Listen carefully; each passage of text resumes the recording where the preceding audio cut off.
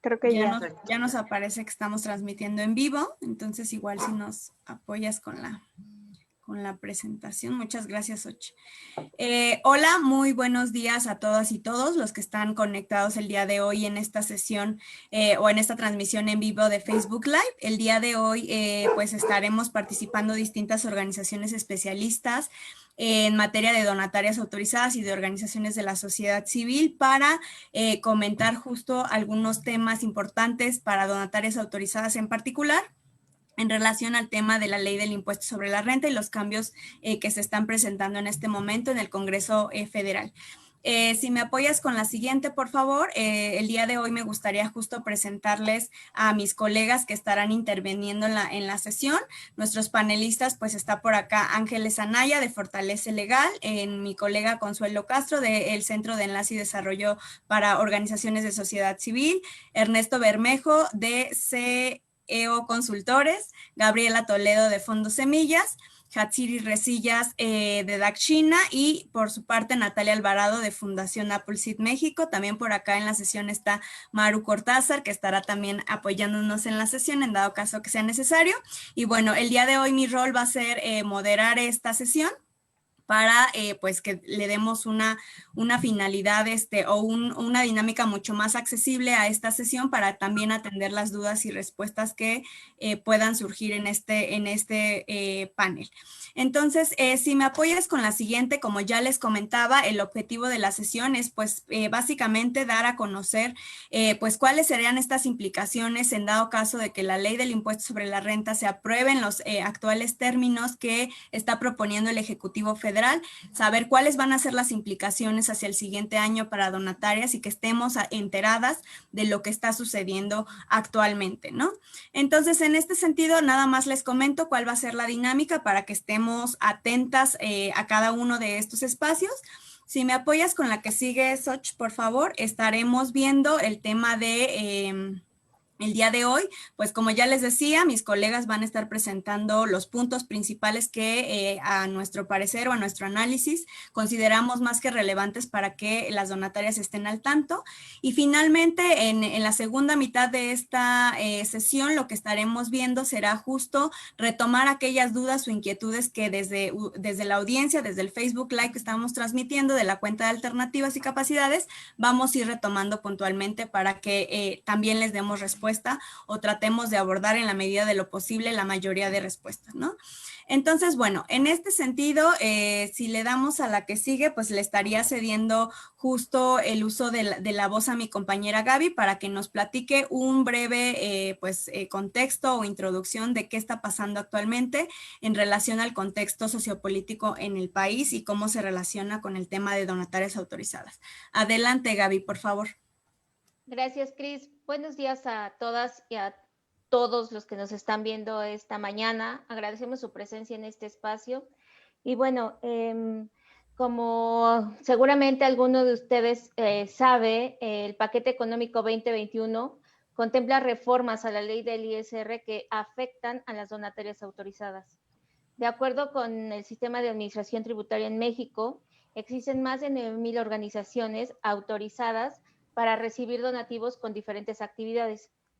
Si bien la sociedad civil organizada está insertada en esta figura, se debe a poder cumplir con una serie de requisitos, es decir, las diferentes organizaciones somos una pluralidad que está en este título 3 para la legislación, particularmente para la ley del ISR.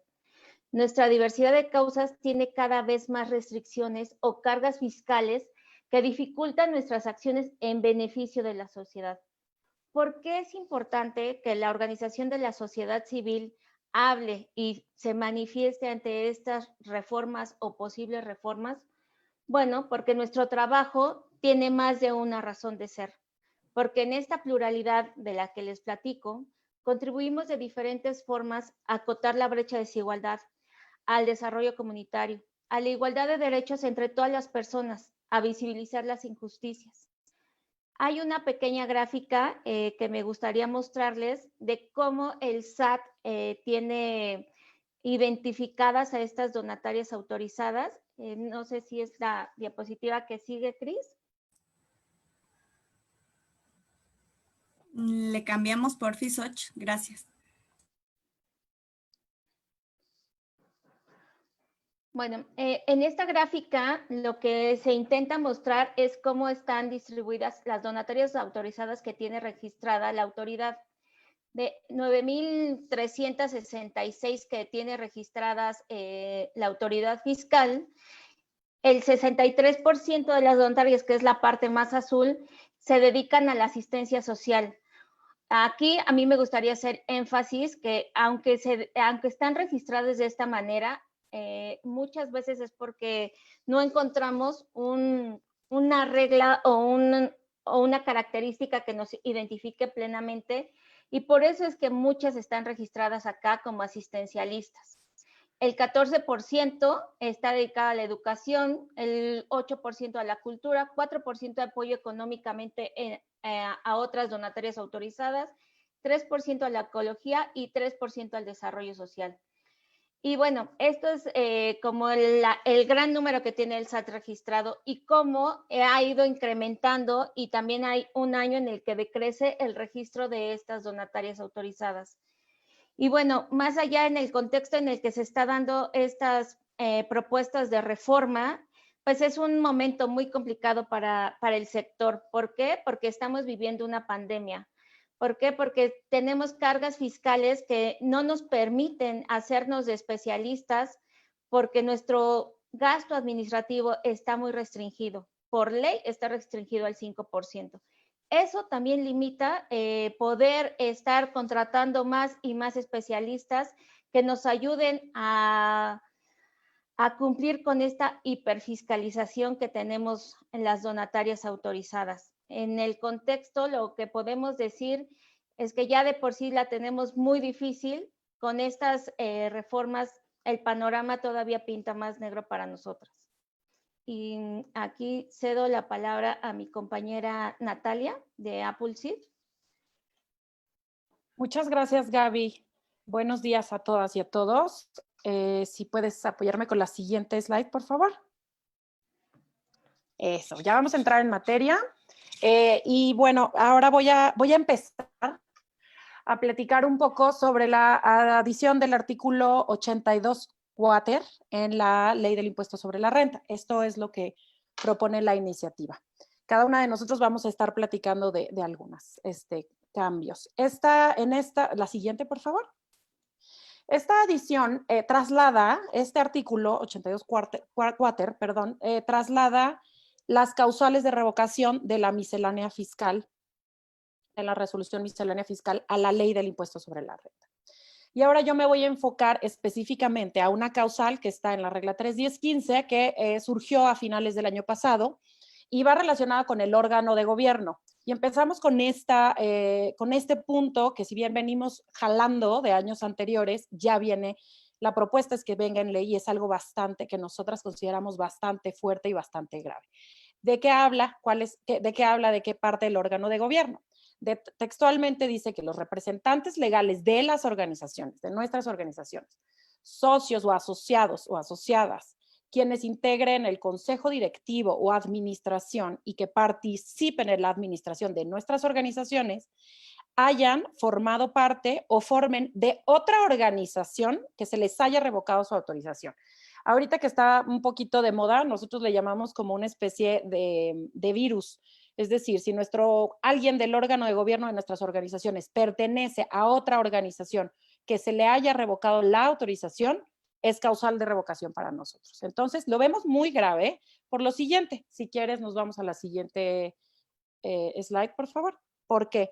Porque está castigando una conducta, castiga a las organizaciones por una conducta de un tercero y la convierte en una causal de revocación. No, sin importar que la organización no haya cometido absolutamente ninguna falta administrativa o no haya cumplido con cualquiera de sus obligaciones. Eso es bastante grave. ¿Por qué van a castigar a las organizaciones? Por las conductas de alguien más. esta propuesta nosotros la consideramos, bueno, es violatoria de los artículos 1 y 22 de la Constitución, que habla de la pena trascendental prohibida. Es decir, ¿por qué van a castigar a una organización por los actos de una persona física? Lo cual es muy, muy grave. Además, pues en la exposición de motivos de esta iniciativa no habla del por qué consideran o por qué están agregando esta causal de revocación, lo cual nosotros como grupo también consideramos que la deberían de eliminar porque no deben de castigar a las organizaciones por una conducta de otra persona. Muchas gracias. Otra de las siguientes causas de revocación, de las cuales hicimos un análisis, la va a hacer mi compañera Ángeles Anaya, Ángeles Anaya, de Fortalece Legal. Te cedo la palabra, Ángeles.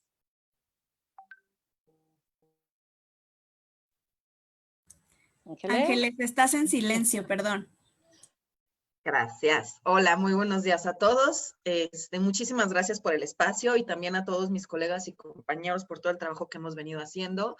Voy a hablar fue una de los cambios que más ha salido en medios, que es la revocación de la autorización de donataria por superar el 50% de los ingresos relacionados con actividades no relacionadas con el objeto social, ¿no? Entonces, ¿qué quiere decir esto? Las actividades no relacionadas con el objeto social son muchas actividades que las organizaciones hacen para recaudar fondos que no necesariamente están relacionados con lo que hacen, como la venta de camisetas o el bazar o lo que sea, ¿no? Entonces, si me ayudan con la siguiente, por favor, me importa irme aquí, porque ¿cuáles son los ingresos que se consideran relacionados o no con el objeto social? Entonces, ¿qué podemos recibir de entrada sin ningún problema y que se consideran exentos por ser donataria? Son los públicos, enajenación de bienes de activo fijo, es decir, si venden una computadora, ¿no? O desde una casa, que es la casa de la asociación, cuotas de los integrantes, intereses, rentas, derechos derivados de la propiedad intelectual y rendimientos de acciones y las cuotas de recuperación. Todo este listado ya está en la ley y se consideran ingresos relacionados. Si se reciben ingresos que no están en esta lista, es decir, mi ejemplo más fácil es, pues si pongo una cafetería, por ejemplo, si vendo camisetas, si vendo tazas, y eso excede el 50% de mis ingresos, la autorización de donataria autorizada será revocada.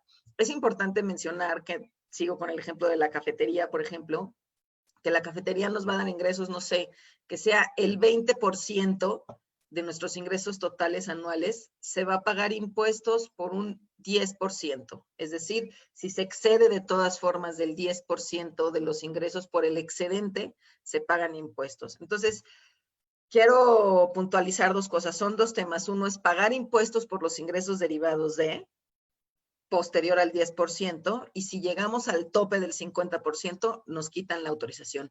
Así es como está planteada la propuesta. Lo consideramos grave porque de entrada, pues no hay una ruta de salida para esto. Entendemos que muchas organizaciones han venido trabajando con estos proyectos que quizá empiecen como un proyecto adicional de pues vamos a hacer pasteles, pero pues traen como todo un tema de formación con beneficiarios con síndrome de Down, por ejemplo, ¿no? Entonces, me voy a quedar hasta aquí, voy a seguir respondiendo las preguntas, pero quiero quedarme con dos ideas muy puntuales, ¿no? Si se excede del 10%, pagan impuestos, y si llegamos al 50% de estos ingresos, revocan la autorización.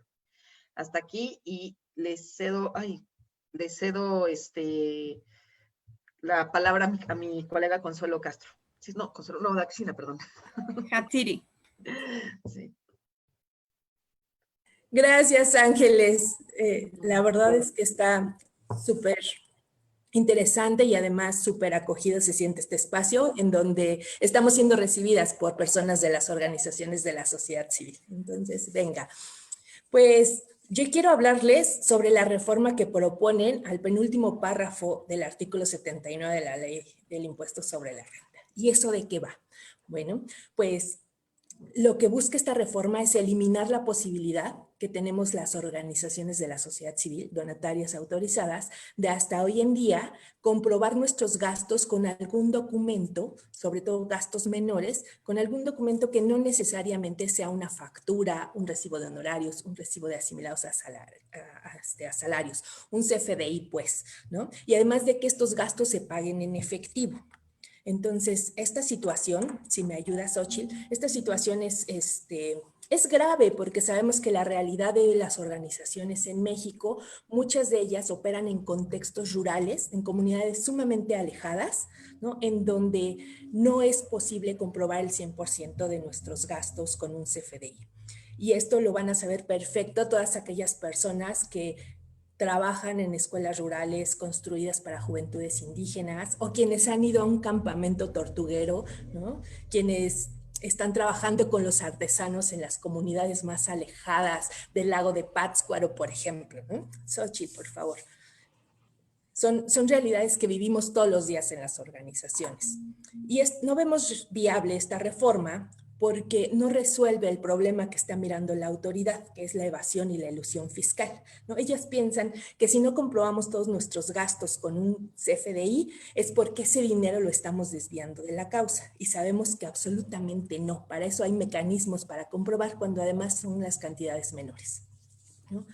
No es viable también porque en estas comunidades, en estos espacios, los proveedores de bienes y servicios sencillamente no entregan CFDIs, ¿no? Operan en otro tipo de economías, por ejemplo, en la Sierra Norte de Puebla, quienes han ido a Cuetzalan, o sea, se dan cuenta que ahí no hay un banco, que la sucursal más cercana está menos a 2 horas, ¿no? Y que ellos mueven su economía a través de una sociedad, de una cooperativa, que es la TOSEPAN, que funciona maravillosamente, pero estas realidades que ve Hacienda, que ve la autoridad tributaria, no existen en estas comunidades, ¿no?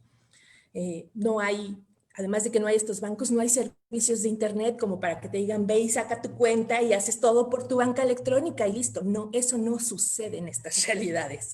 Xochitl, por favor. Las consecuencias de esta reforma, y por lo que considero importante compartirla con todas ustedes, es que todos esos gastos que al final del año no pudiéramos comprobar con un CFDI, se les estaría cargando un 35% directo de impuestos sobre la renta. Entonces, ¿qué creen ustedes que van a pensar, ¿no? Nuestros financiadores? Pues van a decir, obvio que no van a destinar el 35% del recurso que nos donan para que se pague impuestos sobre la renta, cuando ellos mismos aceptan que una parte de ese financiamiento se compruebe sin facturas, ¿no? Cuando los mismos programas de gobierno te dan esa posibilidad porque saben, ellos operan también en esos espacios, que es irreal, ¿no? Y puede llegar al punto en que las donatarias, por las nuevas restricciones fiscales y entonces que los financiadores se tengan que ajustar también a esa nueva normativa, pues dejen de operar sus programas en estas comunidades donde están las poblaciones más vulneradas. Y sabemos todas las implicaciones que eso tiene para ellos cuando los apoyos o programas de gobierno no alcanzan, no llegan hasta esos espacios. Xochitl, por favor. Y que estemos en contra de esta reforma no quiere decir que estamos en contra de la rendición de cuentas o de la transparencia, porque somos organizaciones que hacemos anualmente una declaración de transparencia donde decimos de dónde viene el dinero con el que operamos y en qué lo gastamos, porque hacemos informes especiales o enviamos informes especiales de los donativos que recibimos por los sismos, que recibimos ahora por COVID, ¿no? Que enviamos mensualmente nuestra contabilidad electrónica con todo lo que hacemos, así hasta en lo que pasa en la cocina de nuestras organizaciones. Le decimos al SAT cada mes, aquí está, ¿no? Porque somos también sujetas obligadas de la Ley de Prevención del Lavado de Dinero. Entonces, la autoridad sabe perfecto en qué gastamos cada uno de los recursos que obtienen nuestras organizaciones y por eso no estamos de acuerdo en la reforma al penúltimo del 79 de la Ley de Impuestos sobre la Renta. Y bueno, ahora toca el turno ahora sí, a nuestra compañera Consuelo Castro de CENLADE. Consuelo, adelante. Muchas gracias, Harsiri, y muchas gracias a todas las personas que nos escuchan en este medio. Y bueno, todos sabemos que México es un país maravilloso, con múltiples problemas de salud, vivienda, desigualdad, y atendemos las organizaciones no lucrativas en buscar soluciones, buscamos salvar vidas, buscamos mejorar vidas, pero para solucionar estos problemas, los tiempos que corren nos exigen ser creativos e innovadores. ¿Y cuál es el motor de la innovación? La investigación científica y tecnológica. A veces pensamos en investigación científica y tecnológica y nos sentimos muy alejados, pero no es así. Hay organizaciones donatarias que son emblemáticas, aunque su número es muy reducido, por no decir raquítico, que casi no apareció ni siquiera en la gráfica que nos presentó inicialmente Gaby, pero en realidad tenemos organizaciones de investigación, por ejemplo, en el campo oftalmológico, que son emblemáticas en toda Latinoamérica. Por ejemplo, el Conde de la Valenciana, el Hospital Nuestra Señora de la Luz, la Asociación para Evitar la Ceguera en México, están realizando ahorita, estudios importantísimos para la salud visual. Y también hay otras organizaciones, por ejemplo, hay una organización que dota a comunidades rurales con equipos de radiocomunicación es decir, con tecnología, que son parte de un programa para comunidades rurales aisladas, para casos de incendios, desastres, problemas de salud, etcétera. Eso lo pueden encontrar en enlaceamexico.com. Y en ese sentido vamos a llamar su atención sobre la modificación que se pretende hacer sobre las organizaciones dedicadas a la investigación científica y tecnológica. Bueno, ahora, antes eran, o se pretende que no solamente sean personas morales con fines no lucrativos, es decir, que no paguen impuestos, en principio, sobre el impuesto sobre la renta por sus ingresos, sino que ahora se vuelvan donatarias autorizadas. Y uno diría, ay, bueno, pues está muy bien que reciban donativos, es decir, recursos privados. Y el problema son dos puntos. El primero es que de aquí, si sale la reforma, de aquí a enero no van a tener la autorización para dar recibos deducibles. Esto puede tomar entre 3, 6 meses o quizás más tiempo. Y la segunda, que es la que nos parece más importante, es que se les pide que tengan el registro nacional de CONACYT. Nada más que ese registro, que se llama RENIECYT, ¿no? Coloquialmente, está inoperante actualmente. ¿Por qué?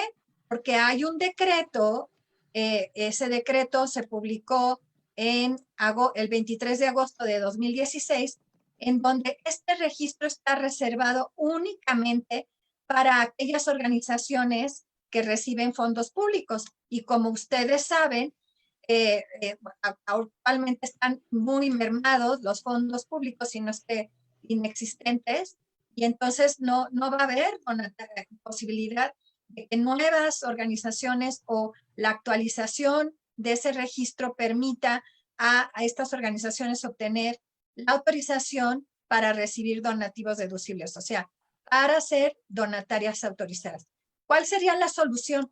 La solución es que se agregue en ese artículo que se acepta el preregistro, o bien que se admita que otras autoridades competentes en la materia, como lo es la Secretaría de Salud, puedan también dar un reconocimiento o acreditación de labores a estas organizaciones.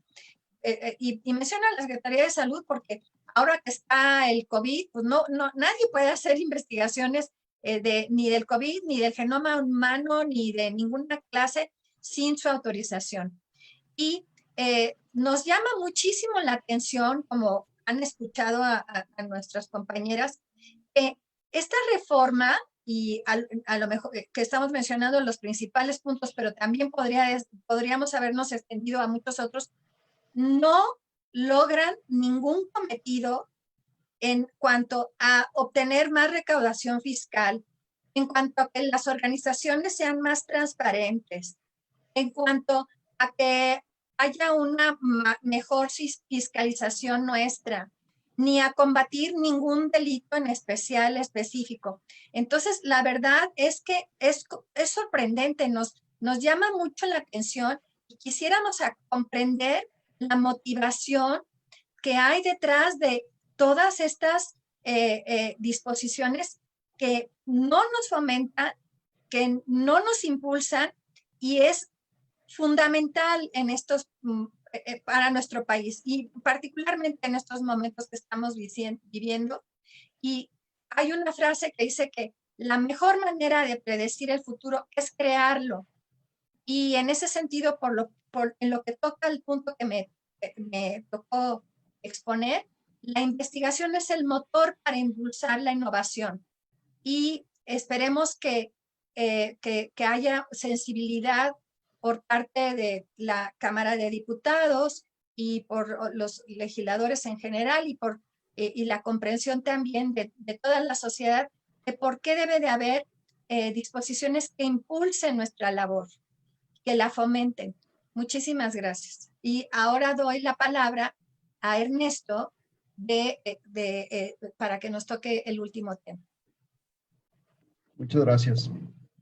Pues ahora sí que me tocó exponer este tema que tiene que ver con las disposiciones que están proponiendo el Ejecutivo Federal y que están los diputados y senadores por votar, y que probablemente lo más seguro es que van a formar parte de la normatividad aplicable a las donatarias autorizadas. El artículo 82, en estos párrafos, ¿no? Estos párrafos vienen como redactados después de la fracción quinta del artículo 82, vienen a dejar una serie de reglas de qué va a pasar con las donatarias que ya fueron sancionadas o fueron candidatas a ser sancionadas para perder su calidad de donataria autorizada. Como bien decía nuestra compañera Consuelo, es interesante entender la motivación de la autoridad con este tipo de disposiciones, porque en nuestra experiencia como asesores especialistas en organizaciones, no crean, por lo menos en lo que toca a la experiencia de estos últimos años, este tipo de normas son muy injustas con organizaciones que no tendrían por qué estar padeciendo la carga administrativa que implica la normatividad de parte del SAT. Muchas veces este tipo de normatividad viene a crear grandes injusticias en pequeñas organizaciones. ¿Por qué? Porque las causales de revocación que está proponiendo el SAT incrementan la posibilidad de que una donataria vaya a perder su autorización. Y entonces, lo que viene a decir este tipo de normatividad es que una vez que ya te quitaron la autorización y que no tuviste la posibilidad de recuperar la autorización, por X o Y circunstancias, no lo van a creer, pero tenemos algunas conocidas organizaciones que no tienen para pagar la protocolización, no tienen recursos para pagar una sola protocolización de asamblea para poder estar en torno con la normatividad. Entonces, lo que viene a decir esta propuesta del Ejecutivo es que ahora las donatarias tendrán que transmitir parte de la totalidad de su patrimonio, ¿no?, a otras entidades donatarias autorizadas. Y trae esta redacción que dice que la donataria recibirá ese patrimonio y va a expedir un recibo que además tiene esta característica: no será deducible para efectos del impuesto sobre la renta. Nosotros lo que hicimos es una comparación de qué es lo que decía antes, o qué más bien dice nuestra legislación vigente. Dice que una donataria, hoy ahora, que pierde su autorización y que ya no pretende recuperar su autorización, tenía la posibilidad de manifestar bajo protesta de decir verdad o de demostrar que lo que tenía en su patrimonio lo había podido aplicar a su objeto social. Ahora ya no. Ahora lo que dice la reforma es que la totalidad de su patrimonio tendrá que ser destinada a otra donataria autorizada. ya quita esta posibilidad. Podríamos pasar, por favor, a la siguiente, el siguiente slide, porque precisamente con la redacción que está proponiendo el Ejecutivo, ahora ya no podría yo decir, oye, me termino de aplicar el patrimonio en mi objeto social, no, ya se lo tengo que transmitir a otra donataria. Hay muchas donatarias que en el transcurso de los años tienen activos inmuebles. Transmitir un inmueble de una persona moral a otra trae una serie de impuestos súper importantes y súper gravosos, y que probablemente las donatarias lo único que tengan son activos inmuebles, alguna donataria. Transmitirlo a otra donataria, resulta que se paga la traslación de bienes inmuebles, que es un impuesto local aproximadamente de entre el 4 y el 6%, depende de cada localidad. Y puede llegar a ser muy gravoso, porque estamos hablando de que una propiedad, un terreno que cueste 10 millones de pesos, por lo menos de impuestos locales, estaríamos hablando de $500,000 en líquido. Es decir, hay que pagarlo, en este caso, por la traslación de bienes inmuebles. Siempre existe la posibilidad de, como donataria, acercarse al municipio, acercarse a la tesorería local y pedir un subsidio en ese impuesto, pero es otro trámite y además es una gratuidad de parte del Estado. En algunos casos procede, pero en otros casos no tanto. Entonces, y además ahora el texto que está proponiendo es que dice que el recibo que emita la donataria no será deducible para efectos del impuesto sobre la renta, y esa persona moral que ya perdió la donataria, que le hicieron transmitir su patrimonio a otra donataria, además el recibo que le vayan a expedir no es deducible para efectos del impuesto sobre la renta. Y además se queda como título 2, es decir, pasa ya a tributar en el título 2. ¿Podemos ver la siguiente slide, por favor? Entonces, después de ese párrafo, hay un cuarto párrafo, igual, que nos viene a decir en la propuesta de reforma que se deberá destinar, por lo tanto, la totalidad del patrimonio, ¿no? Se deberá de transmitir la totalidad del patrimonio con estos efectos. Hemos discutido, hemos analizado cuál es el efecto fiscal, ¿no?, que puede llegar a tener que el recibo que la donataria va a expedir, diga la ley que no es deducible. En este caso, habría que revisar los casos particulares de esa transmisión de patrimonio para saber cuál fue el remanente que realmente se está transmitiendo y si todavía se causa o no se causa un impuesto, porque una de las consecuencias de la no deducibilidad, en este caso de la transmisión del patrimonio, puede llegar a ser un no deducible, y eso también trae consecuencias fiscales para quien lo transmite. Desde nuestro punto de vista, no es clara la disposición. Como bien dijo nuestra compañera Ángeles Anaya, este tipo de disposiciones pues no tienen una salida clara para las donatarias que van a recibir esta sanción, ¿no? Si la autoridad estuviera buscando aquellos que se aprovecharon del sector, del tercer sector, se aprovecharon de la no causación del impuesto sobre la renta, se hizo un patrimonio con esa no causación, pues hay elementos fiscales, un código fiscal en la propia ley para ir tras de ese tipo de asociaciones, encontrar dónde estuvo la simulación fiscal y sancionarlos. Creemos que esta propuesta viene a traer mucha confusión al sector. Se van a crear grandes injusticias con otras pequeñas organizaciones que no les quedó de otra más que perder su autorización por X o Y circunstancia, y vienen este tipo de disposiciones. Muchas gracias, estamos a sus órdenes. Gracias, Ernesto, y a todas y todos mis colegas que estuvieron participando el día de hoy. Como saben, justo también, pues la idea o la segunda parte de esta sesión precisamente es que podamos atender a los cuestionamientos que nos hacen a través de Facebook, pues la audiencia que está por acá. La verdad es que ya tenemos muchas pues inquietudes que nos están haciendo llegar, y el día de hoy pues estaré también compartiendo justo estas inquietudes a mis colegas acá en panelistas.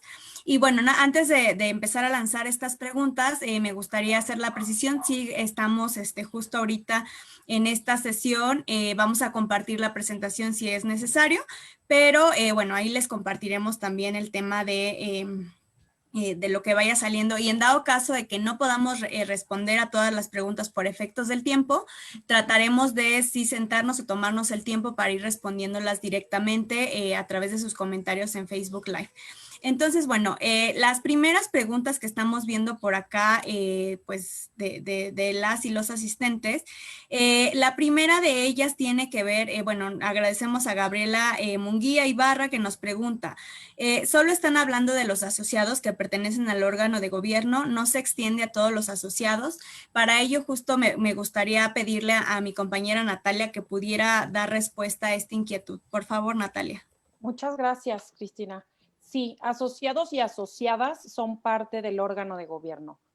Consejeros, consejeras, representantes legales, todas las personas que estén involucradas en la administración de la organización son parte de esta causal de revocación. Al día de hoy no sabemos, no tenemos conocimiento que hayan ya revocado alguna organización por esta causal, pero pues más vale prevenir. La recomendación es, si ustedes saben, la primera es prevenir. ¿Y cómo se puede prevenir? Entreguen un formato a todas estas personas que ustedes identifiquen, consejeros, patronos, asociados, asociadas, representantes legales, las personas que están en la dirección. Y vuelvo a lo mismo, en cualquier tema administrativo que involucre administración de la organización, entreguen un formato que sea una declaración de pertenencia a una de asistencia o de involucramiento en otra organización. De esta forma, ustedes van a tener una lista y un control un poco más claro de las personas y las organizaciones a las que pertenecen. De esta forma, cada vez que tengamos oportunidad de hacerlo o que salga publicado el anexo 14, está revisando a quienes están revocando, y estas organizaciones que están en la lista de nuestros representantes legales, hacer una revisión que no estén y que no hayan sido revocados. En este caso, la recomendación sería sí platicar con estas personas y para cualquier cosa, pues sí, hacer un acta de asamblea si es necesario para pedir la separación de estas personas, físicas o morales. Esta es la respuesta. Gracias, Natalia. Justo en este mismo orden, Sandrín Molinar nos pregunta, por ejemplo, en este tema, ¿qué implicaciones tendría en organización que tenemos miembros o afiliados? ¿Aplica si los miembros pierden la donataria? Yo consideraría que si esos miembros o esos afiliados tienen poder de decisión en la organización, yo les recomendaría sí tomarlos en cuenta. Es una recomendación como muy kosher o muy cerrada, pero yo lo haría. Yo les recomendaría que sí los tomen en cuenta. Más vale saber, pídanles por favor a todas esas personas que hagan su declaratoria de qué organizaciones, qué otras organizaciones pertenecen, pídanle el nombre y de preferencia el RFC y con esa información es más fácil buscarlos en el anexo 14 y tener un control bastante estricto de qué organizaciones tenemos que estar supervisando todo el tiempo para cualquier contingencia que pudiera haber. Gracias, Natalia. Justo ahora también la audiencia nos pregunta este tema que expuso Ángeles sobre el tema del límite del 50%. Por acá Carlos Mondragón nos dice, Ángeles, ¿sabes algo sobre recibir algún donativo de herencia en inmuebles y tu objeto social es la asistencia social? Y a su vez, Rutu Vélez nos pregunta, ¿y si te pasas del 10% y llegas al 49%, qué pasa? Bueno, respondo las dos preguntas. La primera en el tema del inmueble, la verdad es que es un donativo como tal, es un donativo en especie, entonces no entra, digamos, como en esta cancha de las actividades no relacionadas, ¿no? Más dicho, se tienen que cumplir, o sea, es como otra cancha, digamos, de cumplimiento, ¿no?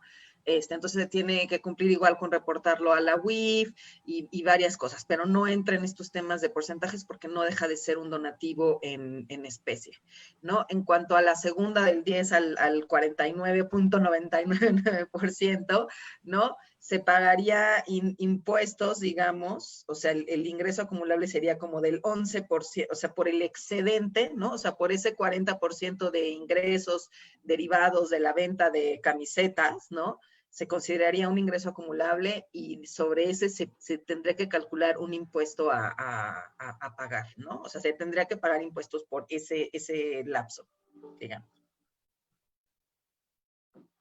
Gracias, Ángeles. Justo no te me vayas porque creo que también esta podrías apoyarnos a responderla. Reina Queen nos dice, nosotros damos calendarios con fotos de los niños, niñas y hay una cuota. ¿Por eso se consideran parte de actividades ajenas? Sí, sí, la verdad, o sea, yo entiendo muy bien la posición de la organización de, oye, pero si está relacionado, pero lo que el SAT ve, así un poco como meme, ¿no? O sea, lo que, ¿te acuerdas de lo que tu mamá ve, lo que tal? Bueno, lo que el SAT ve ahí es, estás vendiendo un calendario.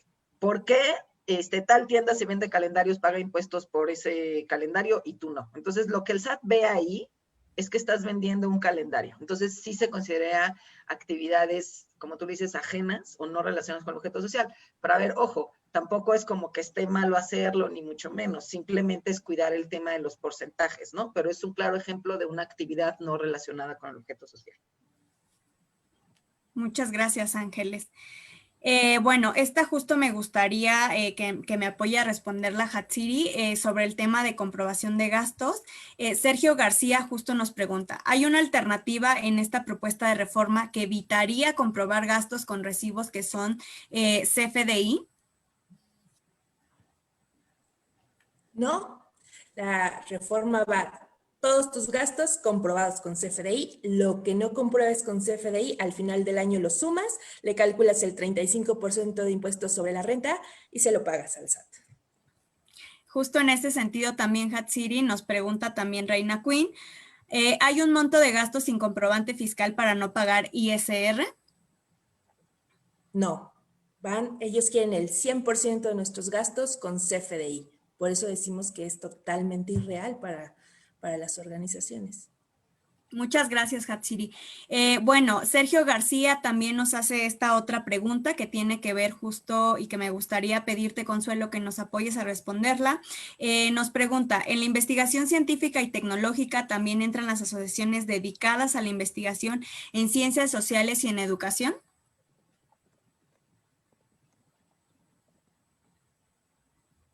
¿Sí andas por ahí, Consuelito? Sí, perdón, estaba estaba en mute, pero ahorita ya volví a poner. ¿Me escuchan? Sí, te escuchamos bien. Ok. Sí, efectivamente, por eso digo que está más cerca de nosotros de lo que parece, porque todas las investigaciones de ciencia, de ciencia y tecnología, el método es el que es científico, pero desde luego que las ciencias sociales y otras ciencias están dentro de este rubro. Muchas gracias, Consuelo. Bueno, justo también San Bades nos pregunta, ¿el 30% se paga ya o en la nueva ley?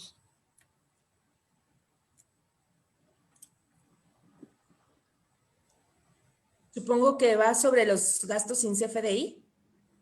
Pues justo creo que faltaría ahondar un poco más en la pregunta, pues, para poder responderla. Si quieres, por favor, Sant, ayúdanos a ponerla de manera más precisa y con mucho gusto la podemos responder posteriormente. Bueno, aquí igual esta pregunta, si alguien de las panelistas desea contestarla, es muy bienvenida. Guadalupe Aburto nos pregunta sobre la postura de la Comisión de Fomento.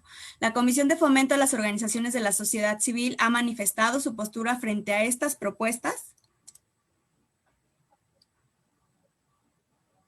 Por acá. Sí, Hatsiri, adelante. Sí, la manifestó en el Parlamento Abierto, que hubo el 13 de octubre en la Cámara de Diputados. Estuvieron ahí presentes y también otros grupos han manifestado sus posturas, y lo importante e interesante que miro en esto es que al final del día son diferentes grupos y voces analizando el mismo tema, y coincidimos todos en que esta reforma viene a limitar o viene a vulnerar la operación sostenible de las causas sociales en México. Entonces, todas las que encuentren las pueden revisar, las pueden analizar con su equipo, las pueden suscribir, porque todo este trabajo al final del día va para sensibilizar a los legisladores y que su voto pues no apruebe la propuesta de reforma. Muchas gracias, Hatsi. No te Te escuchas. quedaste en mute, Cristina. Sí, ya me vi, perdónenme. Justo como les trataba de decir, vamos a tener que ir cerrando esta ronda de preguntas. Justo hay una particularmente para Ernesto que ahorita te comparto. Ernesto nos pone... Ay, justo ya la perdí, perdón.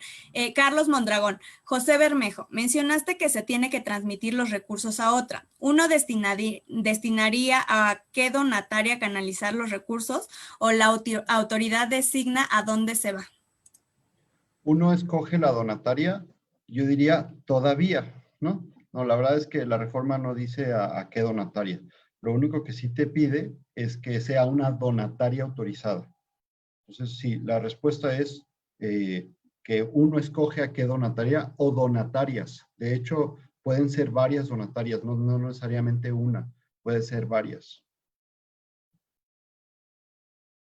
Muchas gracias, Ernesto. Y bueno, nada más para ir cerrando, por favor, insisto, si hay alguna inquietud que no hayamos atendido aquí en esta sesión, les pido paciencia, estaremos tomando pues sí el tiempo para responderlos a través de Facebook. Veo muchos comentarios sobre cómo sumarse, cómo poder apoyar este tipo de propuestas. Nosotros justo pues les invitamos, si me apoyas justo a presentar Xochitl nuevamente, nosotros hemos lanzado una campaña para justo informar. Precisamente este Facebook Live tiene este objetivo, ¿no? De dar a conocer, llegar del norte a sur con esta información que vemos de suma relevancia para el tema de donatarias autorizadas. Hemos lanzado también, ya, como ya lo mencionábamos, una propuesta técnica hacia los legisladores.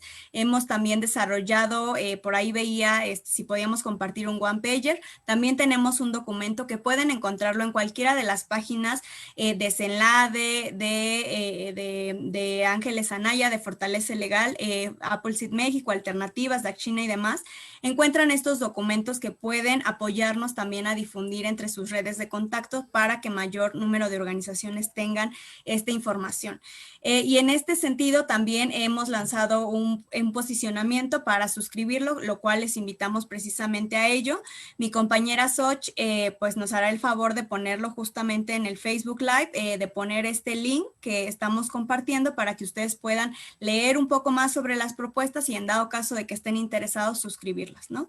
Entonces, bueno, ese era por mi parte. Ahorita justo vamos a estar proyectando los contactos de cada una de nosotras. Y bueno, ya nada más para cerrar estas rondas de preguntas, me parece que hay dos muy puntuales que me gustaría que nos apoyen a resolver nuestros panelistas. Yadira Perales nos dice, ¿a qué se refiere con cuotas de recuperación? Y Ateneo Ruiz, ¿qué pasa si mi inmueble está en comodato? Entonces acá justo pues me gustaría abrirle el uso de la voz a mis panelistas para que puedan justo compartirnos estas preguntas. Pero la primera pregunta, ¿cuál era? Las cuotas de recuperación. ¿A qué se refiere cuotas de recuperación? Perdón. Y la segunda, ¿qué pasa si mi inmueble está en comodato? Ok, pero sobre todo La primera, las cuotas de recuperación, es como lo que cobras, digamos, por el servicio que tienes, ¿no? O sea, el Hospital de la Ceguera tiene una determinada cuota de recuperación por los servicios, hospitales, las escuelas que son donatarias autorizadas, porque, en paréntesis, no todas las escuelas lo son, la colegiatura se consideraría una cuota de recuperación, si haces un taller de promoción y defensa de los derechos humanos y cobras una pequeña, bueno, una cuota por eso, se considera una cuota de recuperación. Esto está, o sea, se considera un ingreso relacionado con el objeto social, ¿no? Si el inmueble de la asociación está en comodato a otra persona, pues igual también no pasa nada, a menos que ahorita alguien de mis colegas tenga otra opinión, pero yo diría que no hay ningún problema. ¿No? Usualmente, me gustaría también comentar que usualmente estas cuotas de recuperación deben de ser montos del mercado, que no sean excesivos y para lo que se llama cuota de recuperación, para recuperar la inversión que la organización hizo para prestar ese servicio, lo que decía Ángeles, si es una escuela y tiene que pagar algún maestro o la renta de renta de las instalaciones o el servicio, pues eso le cuesta. Entonces lo que tiene que hacer es revisar cuánto más o menos le cuesta y eso trasladarlo a la persona que le recupera ese costo. Un tratamiento, una terapia, eso es. Son montos normalmente que no deben de ser costosos y máximo que sean del mercado. A mí me gustaría complementar nada más que justamente no tenemos ningún problema con las cuotas de recuperación. De hecho, si son actividades no relacionadas con nuestro objeto social, es decir, vendemos mermeladas, pan, etcétera, entonces eso sí son actividades comerciales que no están relacionadas con nuestro objeto y tendríamos que pagar impuestos en principio si superamos el 10% de nuestras actividades. Lo que sucede es que ahora no solamente tenemos que pagar impuestos por estas actividades, sino que no podemos superar el 50% de estos ingresos por actividades no relacionadas, porque nos quitarían definitivamente la autorización. Pero no se preocupen en cuanto a las cuotas de recuperación. Como lo mencionó Natalia y Ángeles, no tenemos ningún problema con ese punto.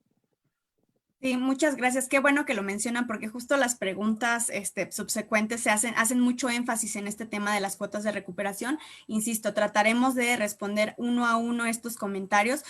Por efectos de tiempo tenemos 4 minutitos. Acá me gustaría también invitar sobre todo a Gaby, a Maru, si nos faltó algo, si desean abonar algo de lo que ya estuvimos conversando el día de hoy en relación a estas preguntas o inquietudes que nos están haciendo, por favor, bienvenidas para que podamos ir cerrando esta sesión. Gracias.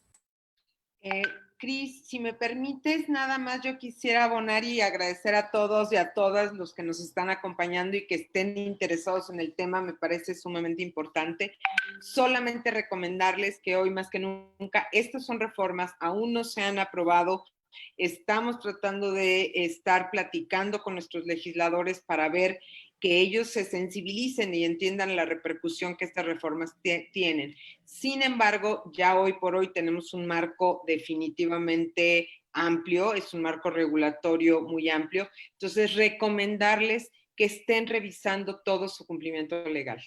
Hoy por hoy, más que nunca, tenemos que estar atendiendo todo lo que son nuestro cumplimiento. Es sumamente importante para evitar, y como decía Natalia, prevenir cualquier causal de revocación. Entonces, obviamente aquí, lo acabas de mencionar, todos los que estamos presentes, encantados de poderlos ayudar y asesorar, pero sí es importante, visiten su buzón tributario frecuentemente, chequen si tienen los correos actualizados, es importante hoy más que nunca para prevenir cualquier problema futuro o una causal de revocación. Esa era mi aportación. Gracias. Muchas gracias, Maru. Adelante, Gaby. Bueno, yo agradecer a todas las compañeras, colegas y compañeros que se tomaron el tiempo de conectarse.